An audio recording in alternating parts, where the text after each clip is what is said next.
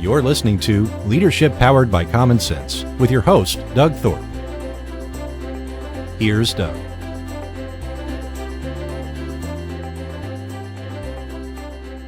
Well, hello, everyone. You're listening to another episode of Leadership Powered by Common Sense. I am your host, Doug Thorpe, and today I've got an exciting program. I frequently get asked, by business owners, what can I do to get my message out? What can I do to reach a bigger audience? And podcasting is one of those answers, but that is not necessarily a black hole and a big mystery. So I've invited Mr. Adam Adams to join us, and Adam has a great business where he helps people just like you and me with your podcasting and your messages. So Adam, welcome to the show, man. Doug, I'm so excited. This is going to be fun. Yeah, it should be. So give us the quick, maybe the elevator pitch or a little bit of backstory on what it is you're doing exactly for people. The elevator pitch, man, I wasn't prepared for this question, Doug. I'll tell you, we are the easy button for podcasters. That would be the elevator pitch. And you only have to go one floor for that one because it's so short. I'm Adam Adams. It's my real name. I started podcasting only about 5 or 6 years ago, and it's been a fun journey. I did a lot of things wrong for a long time. And then I learned some tricks, some algorithms to kind of grow a podcast. And so I helped a few friends for free. And I didn't start charging until 2019. So Grow Your Show is my company. And we launched only in 2019 in July. What had you done before all of that? So I am a real estate investor, and in my life, I have waited tables and bartended, putting myself through college. I've landscaped with my dad, who's an entrepreneur and a real estate investor who basically made me start investing. In 2005 is when I bought my first real estate investment. I was in college still. I was 24 years old and bought my first property and ended up making a ton of money on that. And started doing multifamily. I read this book called Rich Dad, Poor Dad in 2007 when I sold that first property. And I was like, I guess even though I'm dyslexic, I will read that book. So I read it, and Robert Kiyosaki, the author, he tells you you've got to make as much money as you can in your business. He says 3 things. Make as much money as you can in your business. The second is instead of spending a bunch of that on crap, invest it into assets. And the third thing that the third thing that he really says is invest in assets. So it's basically make much money as you can, don't overspend, and put the extra money, the third one, and put the extra money into real estate. So I bought my first apartment building in 2008. It was the year I graduated college, and it was a lot of fun. And I grew that. My first podcast, which I've sold now, it was about real estate investing. I started that to do more deals, attract more partners, etc. And it worked really, really well. And after I sold it, I wanted to focus on helping other podcasters. So I started that just before the pandemic of 2020, which I'm lucky that I did, because real estate changed a little bit in around March of 2020, April of 2020. My income went from I could have retired. I would have been fine because I had plenty of passive cash flow through the real estate. But I went from living the dream to actually having a hard time. And I was glad that I had started this business just a few months before. But I still do real estate investing. Today, I suppose I have around $30 million of real estate. We've sold so much, it's hard to keep track. It used to be around 120 million, but we've sold a ton of stuff. And yeah, we're probably somewhere around 20 to 30 million now. Yeah. Well, good for you. And I do have a lot of friends and colleagues that have done that same path and certainly taken advantage of that. There's a statement in something you've shared with me, grow your influence and grow your income. That sounds kind of like the baseline of what you're trying to do for people now. Talk some more about that. Yeah, well, I've noticed with so many people, and actually I heard Gary Vaynerchuk, if you know him. Yep. I heard him talking for a long time back in 2016, 2017, 2018. And he said if by the year 2022 you're not putting out content, you're not on social media, you're going to lose in business because people are vetting you based on the content that you have, that they can search for you on social media. So to answer your question, I believe very much in what Gary V has been saying for years. If by the year 2022, and we're already passing that now, if you're not having like a podcast or a YouTube channel, if you're not active on social media, at least that people know that you are a real person when they're searching for you, it's going to be really hard for you to make money in business. And so I say, like, when we are in business, the way that we can make more money and help more people is by growing our influence. It's kind of like many people talk about click funnels or just sales funnels in general. A sales funnel being there's something at the top of the funnel where it's big, and it goes smaller and smaller down to the very bottom where everything needs to go. Well, we build these funnels in order to make more sales, in order to help more people and to make more money. The podcast, for example, is one of the best top of the funnel things that we can do. It's one of the absolute cheapest, not that it's inexpensive. I mean, we still have to buy a mic. I noticed that your mic and my mic are the same. I love your mic. Yeah. Likewise. You got to buy a microphone. You might want to have a webcam in many cases. You probably want your internet to be strong, and you're going to have to invest a little bit of time by recording. But after that's said and done, it's way cheaper to make as much money through your business than, let's say, Facebook ads. Facebook ads are being very challenging. LinkedIn ads are being challenging. Same with Google ads and AdWords and banner ads placing in front of people. It's starting to cost a significant amount of money, and you don't know if you're going to get the return. So the podcast is helpful because if you are putting out a lot of content out for your listener, for your audience, for your perfect avatar, your customer, you're going to attract them. There's a few things that'll happen.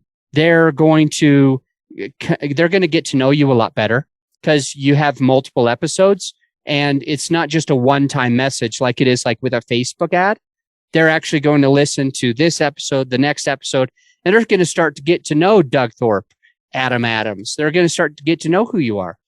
And over time, they're going to build that relationship of trust with you, which is what the whole funnel does. Top of the funnel awareness. It's like know, like, trust. That's what you're working on. So Right. I hope that answers your question. I try to give good context. And one phenomenon that all the modern marketeers will talk about is this notion of social proof. I mean, we've all kind of been converted to the Amazon mindset. And what do I mean by that?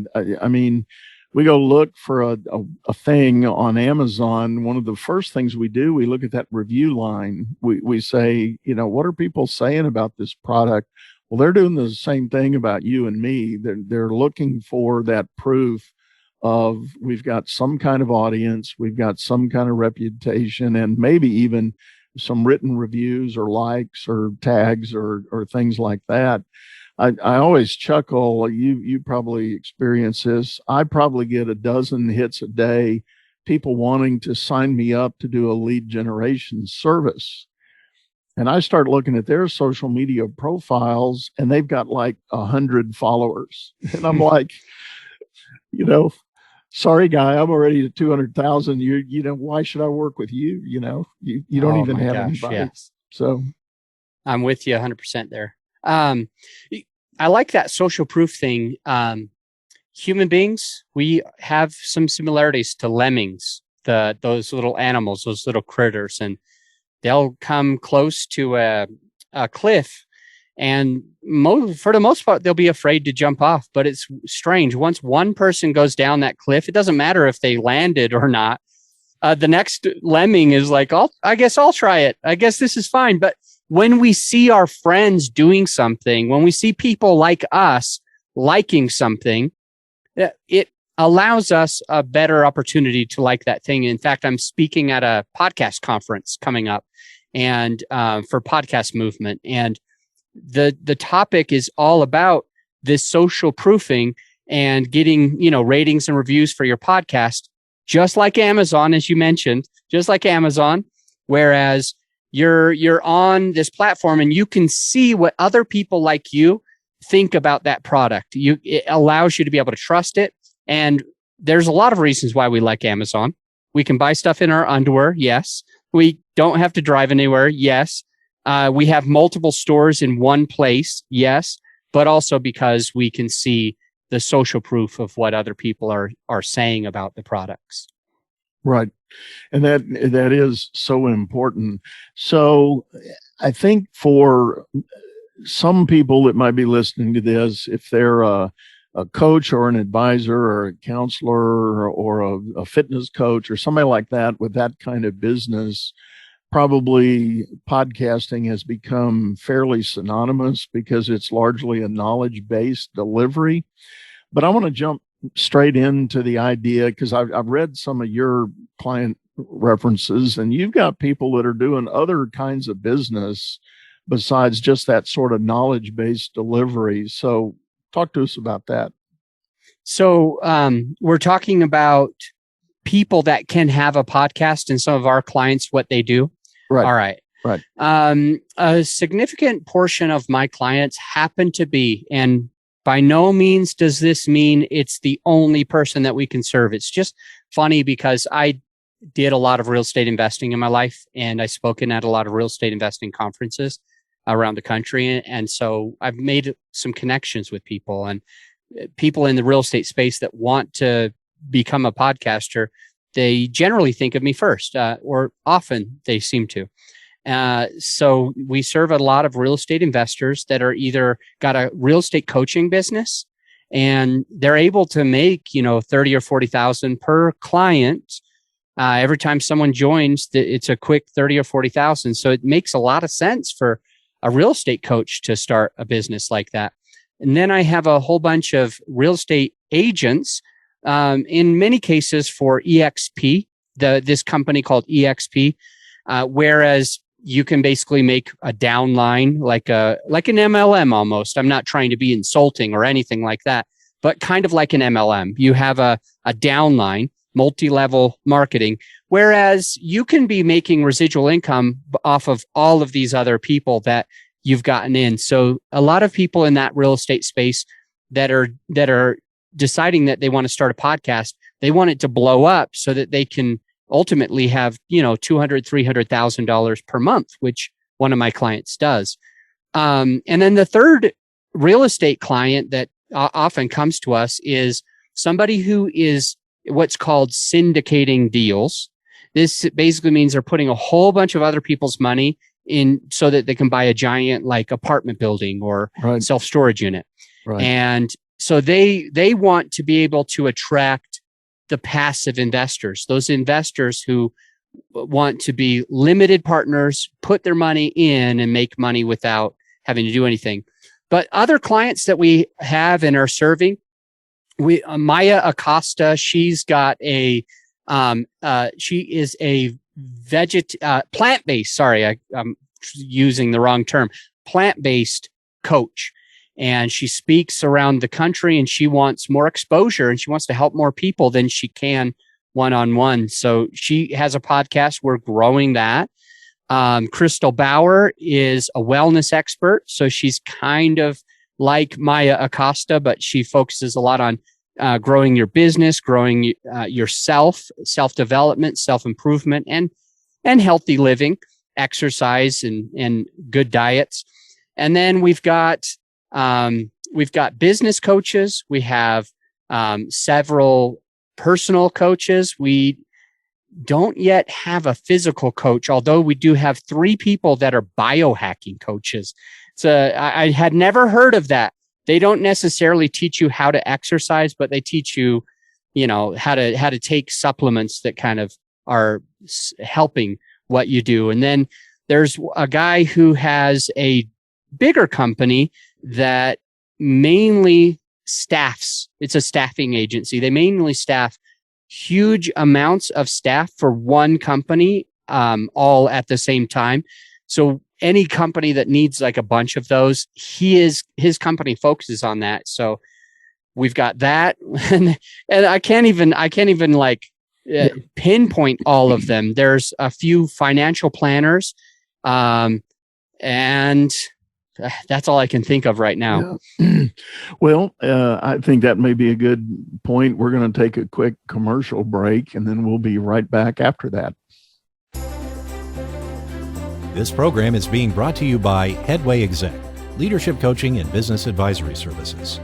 Visit us on the web at headwayexec.com. Now, enjoy the rest of this episode. Well, hello again, everyone. We're back on the second half of the show here. I have Mr. Adam Adams. He has a platform that he calls Grow Your Podcast. He's a podcasting expert, real estate investor turned podcaster that is now sharing that knowledge with everybody. Podcasting is definitely a new and interesting medium that a lot of businesses are turning to help spread the word. And Adam, one thing I've noticed, certainly in my own business, because of the pandemic and the lockdown, I think people's mind shift. I think there's been a major transition of people's thinking about how to consume information, how to even build relationships virtually, has all changed. And what are you seeing on that front? Well, as far as what we're seeing on people consuming information, one of the biggest facts that we have found in something that we got in early January 2022, they noticed that since 2020, the pandemic, that there's a ton more podcast listeners. Podcast listeners skyrocketed. They went up, and it's interesting that the number is, as it comes to my mind, I'm remembering as best I can. It used to be that 1 in 3 people had heard of a podcast. 1 in 3 adults had heard of podcasting before 2020. But now, currently, it's more than half of adult Americans listen to a podcast. So it pretty much everybody knows what it is now. I don't have a stat on that. But when more than half are actually listening, that's millions and millions and millions of people. The second thing that I will say, as far as since the pandemic and it has happened, it fluctuated back and forth for live events. It worked out so that March, April, May, June, July, August, September, nobody wanted to go to an in-person meeting. And then October happens of 2020, and it starts being polarized and divided, where a bunch of people are saying the pandemic is nothing. I just want to go back to normal. I want in-person meetings. And the other half are saying the pandemic's getting worse. It's ultra deadly, and I don't want to go anywhere. And even not only do I not want to go anywhere, I don't want anyone else to go in public because I want to make sure that we stop this. So all through basically 2021 and part of 2022, it seemed like there was a bunch of people that wanted to be very conservative and a bunch of people that were like, I am effing done with this. I hope that you don't have to edit that out. I'm so done with this.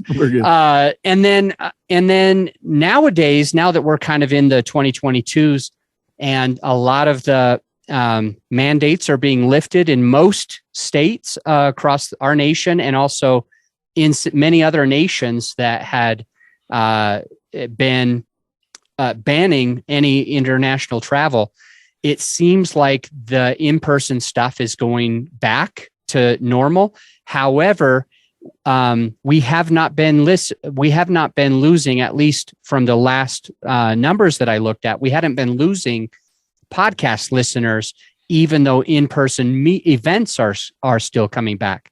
And then the last thing that I think is important from your question of what we're seeing, we're seeing two more things. One is it used to be almost 100% white Americans that listen to podcasts. And what's very interesting is now many other countries are the fastest growing. Out of the top 5 fastest growing podcast listener bases, 4 of them are Spanish speaking countries, and one of them is China. One of them is Mandarin speaking. So if you're thinking about starting a podcast and you know either of those 2 languages, I would definitely say start it in that language because it's really growing right now. The other thing about the demographics that I wanted to mention, where it was mostly white folks, now if you look in the US as podcast listeners, it matches almost perfectly to the races and creeds that we have in the country, which basically means that if you are anything but white, you're going to have a very diverse listener base. And then one more thing, and I'm sorry, Doug, but I think it's critically important to mention this, especially if somebody's wondering if they should start a podcast. The amount of money that podcast listeners have compared to the amount of money that a YouTube viewer on average has is much, much higher. So most people that listen to podcasts are 6-figure earners. And I see the reason why. It's probably because they're busy, they're focused, they know how to do 2 things at once. And so while they're driving, they're also learning.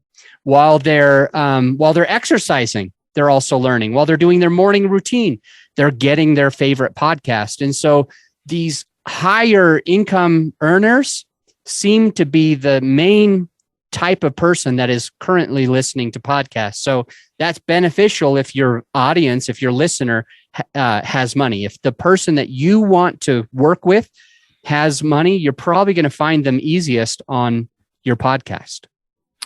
Yeah, that's very dynamic and very, very good to know. It's interesting you mentioned the stat about the U.S. Demographic shifting, that there's pretty solid penetration across all demographic sections, and kind of a byproduct of what we went through with the pandemic.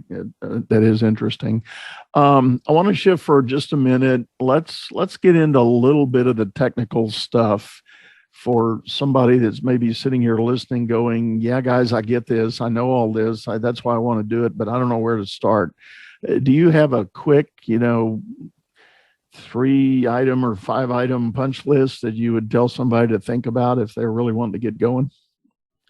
Well, let me mention just 2 things. I have a punch list, but it is not 3 to 5 items. There's a lot of items on there, but 2 of the things that I think are the most important. One is that you have to be yourself on your podcast. For example, if you are the type of person that says a cuss word, let's just use this as an example, and you jump on your podcast and you always hold yourself back. You're always reserved compared to your natural who you are. You're going to find that the listener isn't going to be able to connect with you because they don't know if you are who you say you are. It's very interesting because there's some people that jump on podcasts and they say to themselves, all right, I have to be this ultra excitable person. If I have to come with the energy. And if I don't come with the energy, people aren't going to follow me because they follow this guy over here and he's got that energy and I have to be exactly like him.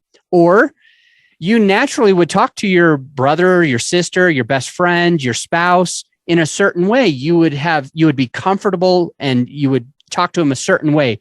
And then you get on your podcast and you're like, oh, crap, this is a professional setting. Now I can't be who I am. I've got to be more professional.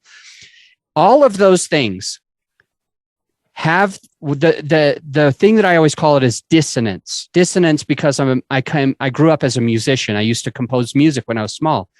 And dissonance is when you hear a couple of notes and you're not sure why, but they don't sound good together. And that's when you have a person who's on their podcast and they're trying to be something they're not. They're being too professional. They're doing too much energy compared to who they really are. Well, you're going to feel this dissonance in your heart and you're not going to be able to trust them. So number one, I know it's not a whole checklist, but you got to be yourself on your podcast. I really like that. Let me jump in there on that.